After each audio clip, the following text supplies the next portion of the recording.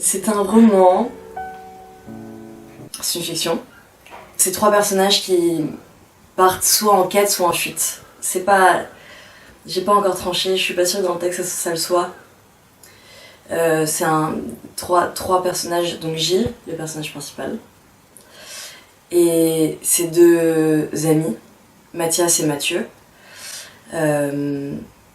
qui, disons, se rencontrent à Paris, dans une ville qui ressemble à Paris, et qui décident à un moment donné de partir pour un voyage, ce qu'il y a de plus classique, un voyage d'été, de partir avec leur voiture qui est une Clio un peu vieille.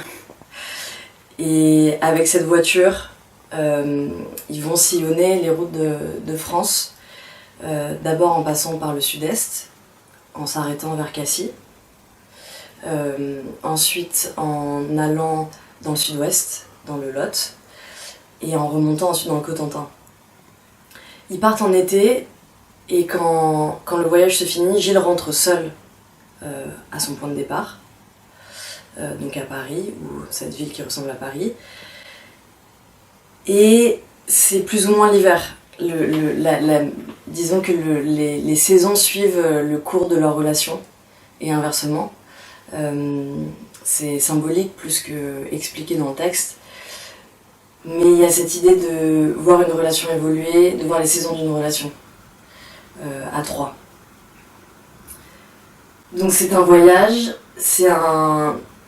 alors il y a le terme road trip qui pourrait venir, c'est un voyage en voiture. Le glamour du road trip, je sais pas s'il est juste, mais en tout cas il y a cette idée de traverser le pays, de manger un peu la route, de constamment partir de l'endroit où l'on est, où on s'ancre, pour partir à la découverte, mais aussi sans doute fuir des étapes de vie sur ces quelques mois de vie commune, de plaisir, de joie, de non-dit.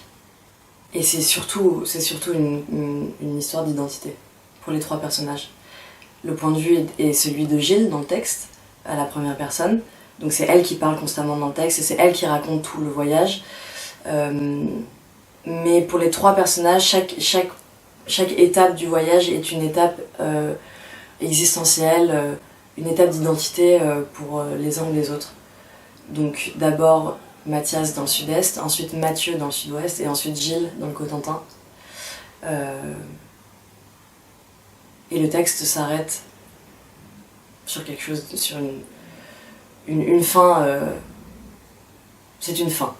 Au commencement du texte, c'est 2 meilleurs amis, Gilles et Mathieu, qui se connaissent depuis presque toujours, qui vont en boîte, qui s'enfoncent sous terre pour danser et boire, et oublier. Gilles rencontre Mathias, ils rentrent ensemble. Elle est dans un état d'ébriété un peu fou, et le lendemain, elle va boire un café avec Mathias. Dans ce café travaille Mathieu. Mathieu rencontre Mathias, et c'est la naissance d'un trio, mais aussi d'un duo entre les 2 M. Gilles les appelle les 2 M. Gilles observe les 2 M créer leur relation, au début avec elle. Une relation amicale, en tout cas une relation dans une alchimie forte, qu'elle peine, elle, à définir. Et puis ensuite, elle va se voir constamment en retard dans la relation qui se crée devant elle, constamment en dehors, à tourner autour. Je crois que Gilles pense que en s'insérant dans ce duo, pense mieux se définir, mieux se connaître, et il s'avère qu'elle se connaîtra mieux seule. Mais le texte s'arrête là, donc on ne sait pas ce qu'elle sera dans son avenir. Il y a une histoire de mouvement dans le voyage, qui est une grande boucle, mais il y a aussi une histoire de mouvement dans la relation, qui est un trio, avec un point qui est tout le temps en train de se déplacer. Ce point étant Gilles, tout le temps en train de se déplacer, jamais bien situé, et de fait la relation étant tout le temps changeante. Ils ont 25 ans, les 3. 25 ans, je viens de les passer, j'ai 27 ans. Et j'écrivais, au moment où j'écrivais le texte, j'avais 25 ans. Et je crois que cette version-là du texte, parce que ce texte trouve racine plutôt dans ma vie, il y a quelques années, j'avais commencé à écrire une nouvelle sur tout ça, sur ces 3 personnages. Mais j'ai repris ce texte à 25 ans parce que c'est parti d'un endroit où j'ai compris qu'on était fini, qu'à un moment donné, on allait mourir. Je l'ai compris, je l'avais déjà conscientisé, mais il y a eu ce moment, je me souviens très bien, en écrivant Gilles, j'ai senti que les choses allaient se finir. Et je crois que dans le texte, on le sent parce qu'il y a des histoires de pulsions. Des pulsions destructrices et autodestructrices. Il y a un peu des deux.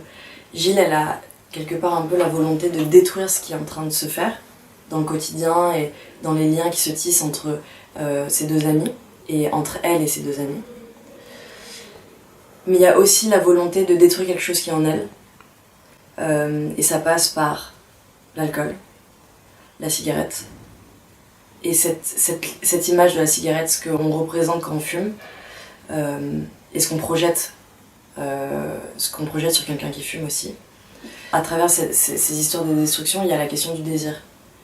Parce que j'ai la sensation que les deux sont liés, que la destruction et le désir sont 2 faces d'une même pièce, qu'on peut toujours aller du mauvais côté et revenir de manière pratiquement imperceptible sur la question de la vie.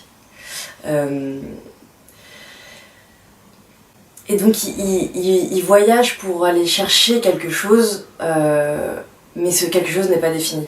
Et je pense que c'est ça un peu le nœud du texte, c'est qu'ils ne savent pas ce qu'ils veulent. Mais ils y vont quand même. Et en plus de manière à la fois indépendante les uns des autres et aussi de manière collective. Donc ils partent ensemble et Gilles revient seul. Donc c'est vraiment l'idée du parcours inversé normalement.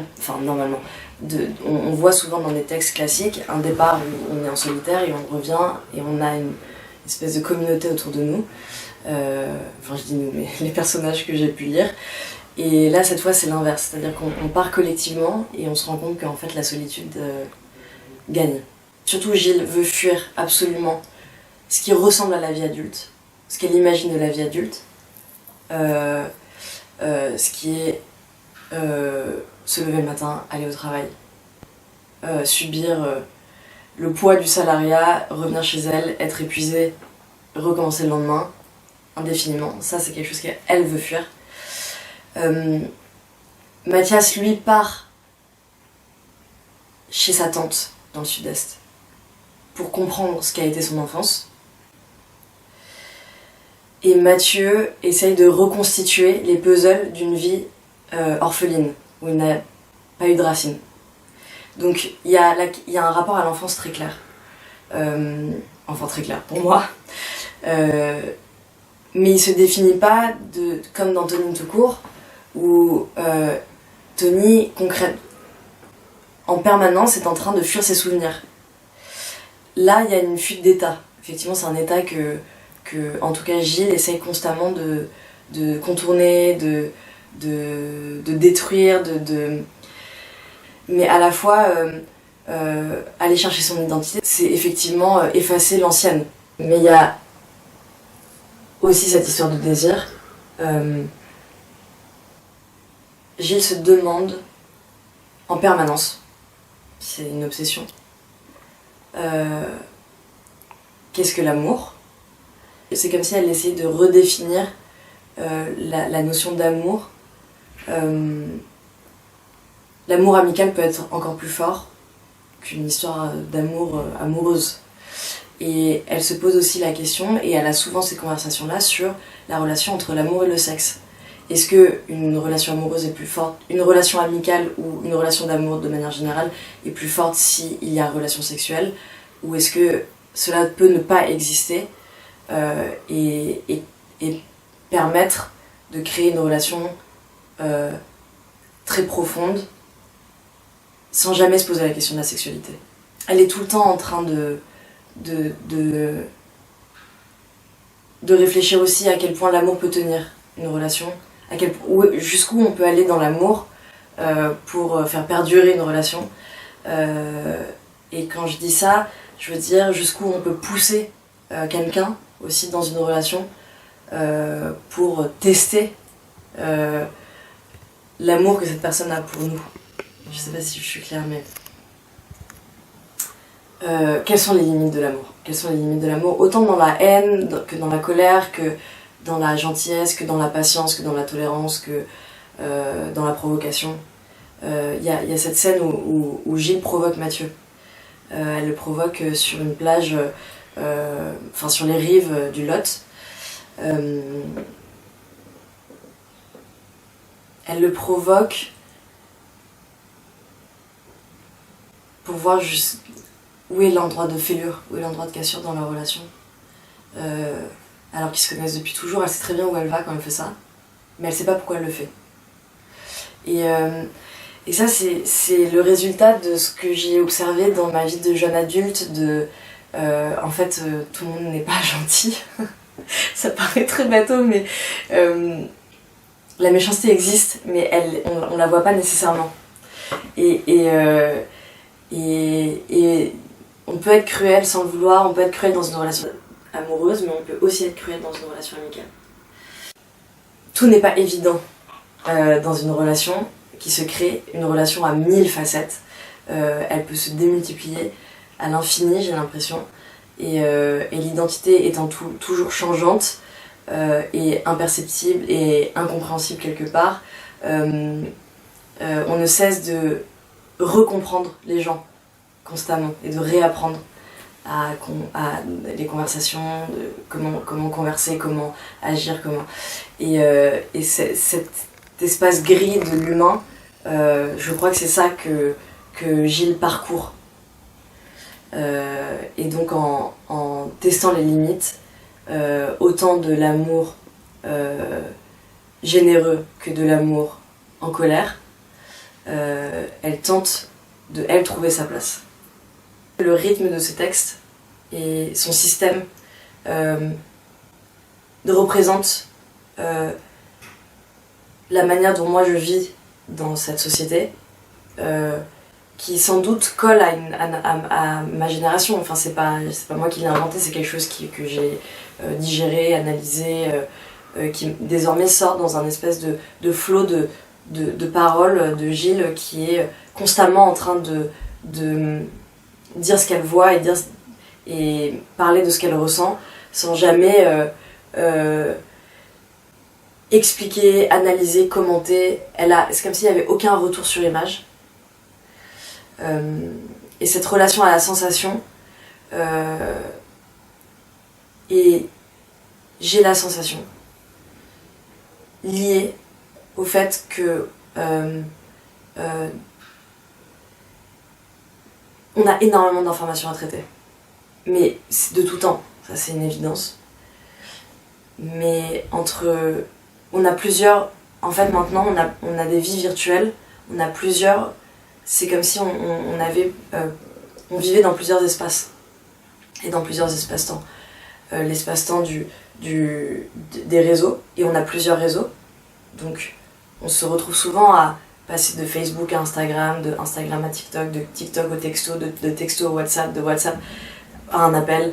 On est constamment on est divisé comme ça dans plusieurs espaces et dans plusieurs temporalités.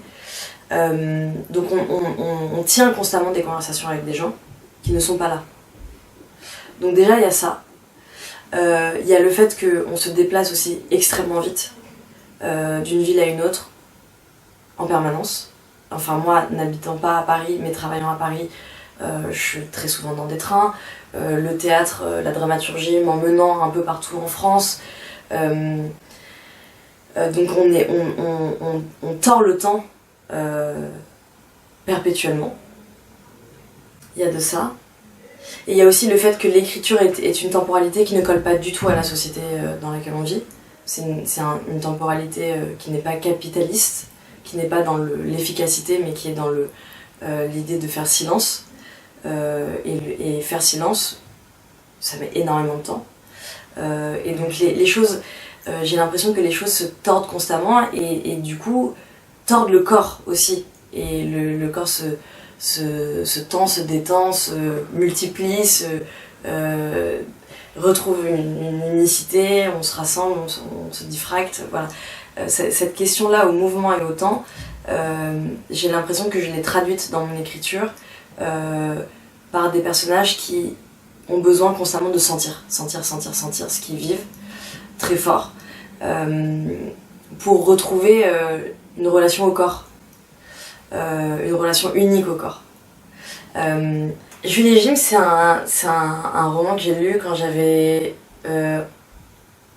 avant mes 20 ans, qui a été très très important. Très important pour l'écriture notamment, la langue de Henri-Pierre Rocher. Très factuel, qui décrit pas froidement mais avec distance les choses et en même temps d'une sensualité folle.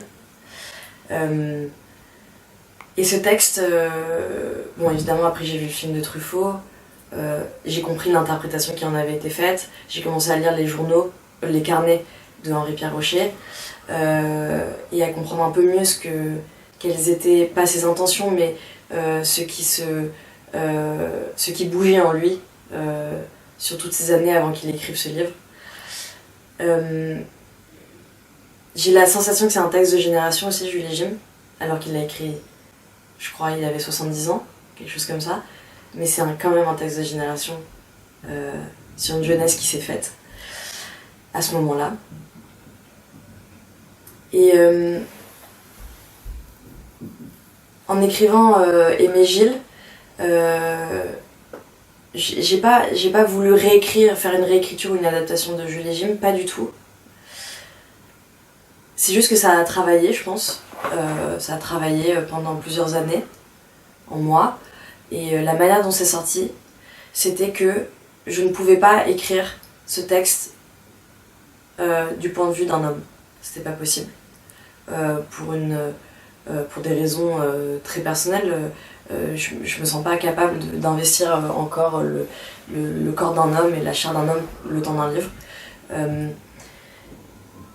Et la question de l'homosexualité s'est absolument pas posée parce que, en fait, comme je voulais écrire une jeune femme qui voyait un amour qu'elle projetait en échec, nécessairement, pour qu'il soit en échec, il fallait que les deux autres personnages tombent amoureux. Et là, il s'avérait que c'était deux hommes. Je voulais aussi écrire le fait que je voulais sortir le personnage féminin Je voulais pas qu'elle soit au centre. Ça, c'était très important, qu'elle ne soit pas au centre de deux hommes écartelés entre deux hommes. Alors là, en l'occurrence, elle a quand même un amour très fort et très profond et assez peu dit pour Mathias, pour ce personnage qu'elle rencontre au début du roman. Donc il y a quand même cette histoire de je ne suis pas reconnue par un homme. Mais il s'exprime pas. Déjà, elle, à la fin, elle vit. C'est important. Elle retourne à sa solitude et elle va sans doute se découvrir. Enfin, moi, j'imaginais qu'elle allait se découvrir dans sa solitude. Mais ce sont aussi deux amis pour elle. Et cette imbrication entre l'amour et l'amitié est très importante parce que ce n'est pas parce qu'il n'y a pas amour amoureux qu'il n'y a pas relation. Et ces relations-là sont, je crois, primordiales quand même dans une vie, qu'on peut pas tout arrêter parce que l'amour amoureux cesse. C'est pas comme ça que ça se passe en fait. Dans quand même pas la majorité des cas, mais en tout cas voilà, ça je l'ai déjà vécu. Tout ça pour dire que Gilles n'est pas au centre de cette relation et Gilles n'est pas le lieu d'une projection féminine pour les deux hommes. En fait, elle n'est pas elle n'est pas au centre du désir de Mathias et Mathieu. Et ça, je pense que voilà, c'est comme ça que ça s'est traduit. Ça s'est traduit parce que dans Julie et Jim, le personnage de Catherine, il me semble qu'elle s'appelle Catherine, je me souviens plus, mais le personnage féminin est au centre du désir de Julie et Jim. Ce qui, moi, en lisant, je me disais non, je veux pas être à cet endroit-là quand je lis le texte. En tant que femme, en 2000, en 2015, quoi, 2015-2020. Et c'est ça que j'ai changé. C'est ça que j'ai changé. Mais sans volonté du tout, ni de critique, ni de... j'ai juste écrit à mon endroit. J'ai lu beaucoup de littérature américaine, en fait. J'ai commencé par ça, même. La littérature gonzo, la Beat Generation... et effectivement, cette manière d'aller suivre des gens décadents, je crois que c'est présent dans ma langue, dans mon imaginaire en tout cas d'écriture. Parce qu'il y a une fureur en fait. C'est cette fureur-là d'aller suivre des gens qui se perdent et de soit jamais... dans ces littératures-là, le personnage principal se perd aussi, quelque part, est pris dans ce tourbillon-là. Et tout le temps en train de jouer avec la limite de est-ce qu'il en est n'en est pas.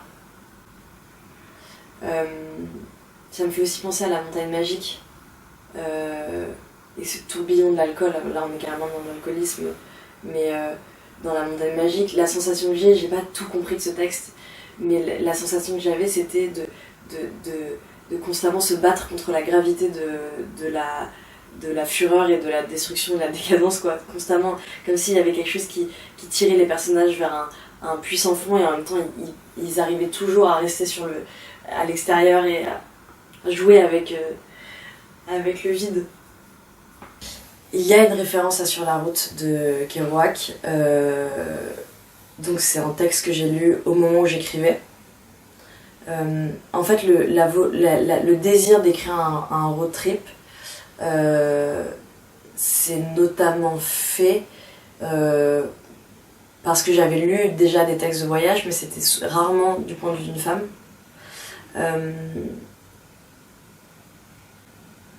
Et Sur la route, c'est un... j'avais connaissance de ce texte, évidemment. Ça faisait très longtemps que je voulais le lire. Et en le lisant, cette relation à la destruction et au désir, de constamment aller chercher une personne. Là, en l'occurrence, dans le livre, c'est le père et Dean. J'ai trouvé ça aussi féminin que masculin dans le système d'écriture. Ce que je veux dire par là, c'est que je me suis projetée. Alors il y a plein de moments où je me suis pas projetée parce que la manière de décrire les relations amoureuses et les femmes et le sexe, voilà, ça c'est des choses, moi, de mon endroit, parfois m'irriter, me piquer. Mais par contre, cette quête, ce vide constant, ce chaos, cette passion d'aller avaler la route, de repartir en permanence, de n'être jamais bien là où l'on est, de ne pas réussir à s'ancrer, de vouloir saisir constamment le jour et la nuit. Ça, je l'ai ressenti très très fort. Je comprenais très très intimement ce que Kerouac écrivait.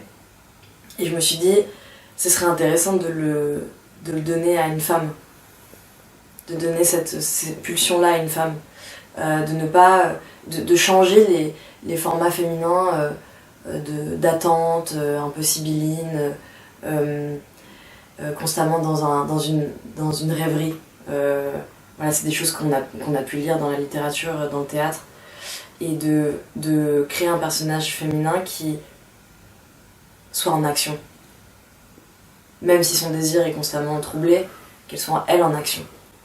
Que ce soit elle qui lance le moteur, que ce soit elle qui veuille constamment partir, qui ne veuille pas s'ancrer, créer un foyer, créer des relations structurées, structurantes, avec tout le temps cette idée de progression. Non, elle veut évoluer, mais jamais dans le sens que...